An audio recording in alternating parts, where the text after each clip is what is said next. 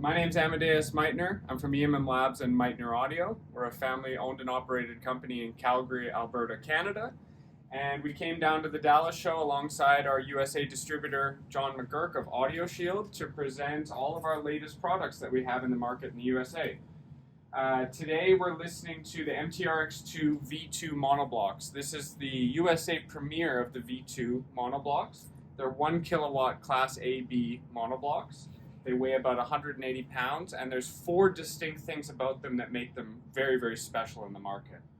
The first thing I'll say is that this is a very safe amplifier in the way that we have a protection circuit built into it that constantly monitors the input voltage, the output voltage, the heat on the power modules, and any other fluctuations that may happen while they're in use. If the smarts of the amplifier detect anything wrong, it's going to turn off the amplifier to protect the amplifier and your speakers. This could be a power surge, this could be an imbalance, it could be too much heat, whatever it might be. It's a very safe amplifier. The other interesting thing about it is the power supply design. We have a hybrid power supply that's both a linear and a switch mode power supply inside of the amplifiers. The switch mode supply, which we design in-house, and I want to stress that we design all of our components in-house, not just everything in the amplifier, but our DACs and our preamps as well. So the switch mode supply that we design operates the input stage, which is the voltage amplification stage, and that monitoring stage that I just spoke about.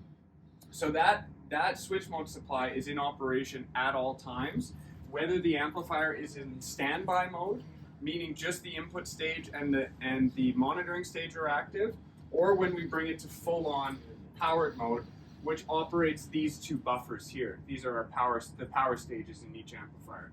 They're fully balanced, so we have our plus-minus power stages on left and right.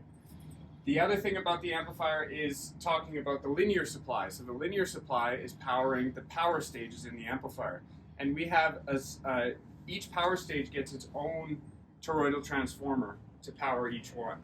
So we're separating all of the components and then linking them together with these telegraph lines that basically allow them to talk to one another without influencing each other in operation. So it's a very separate system inside of it that culminates in the amplifiers that you see. They're 1 kilowatt RMS, dynamic power, we record up to 1.5 kilowatts in peak power that they can deliver. They're stable down to an ohm, and when we power test them in our facility, we test them at 8, 4, 2, and 1 ohms, and they remain the exact same in their operation no matter what load you put on them. This makes the amplifiers speaker agnostic, which is very important for an amplifier of this caliber.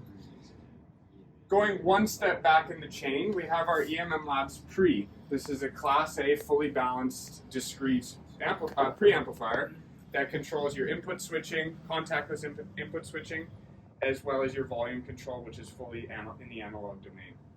And then one step further, we have our brand new DA2i streaming DAC.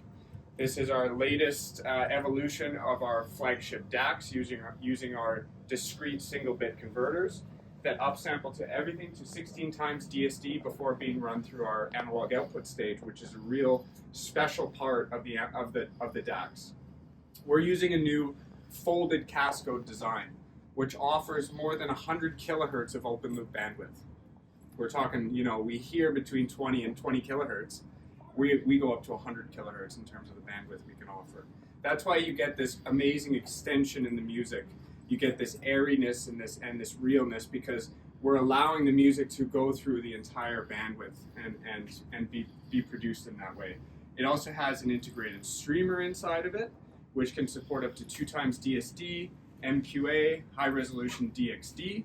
MQA is a little bit on the ropes right now because there's nowhere that you can really stream MQA at the moment, but I hear that they're coming out with a streaming service, so the DA2i will be able to handle that when it's announced.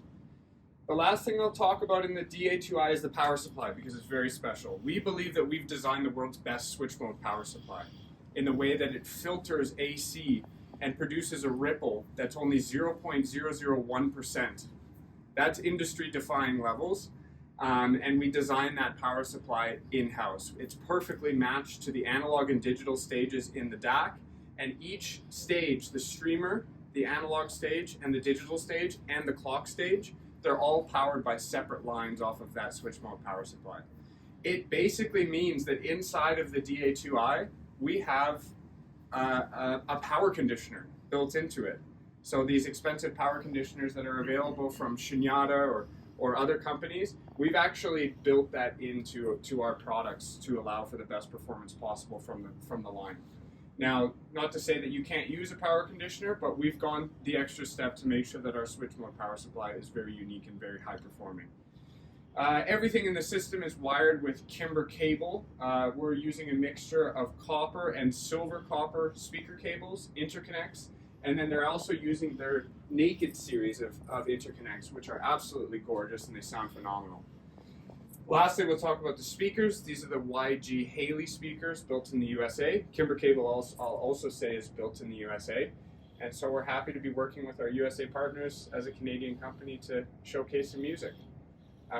What we've been doing for music selection is we've been using Roon, because I'll add that the DA2i is fully Roon ready. So we've been just playing tracks from Tidal and Kobo's off of Roon so that you guys can listen to it. And if you don't have any questions, I'm happy to take something that you want to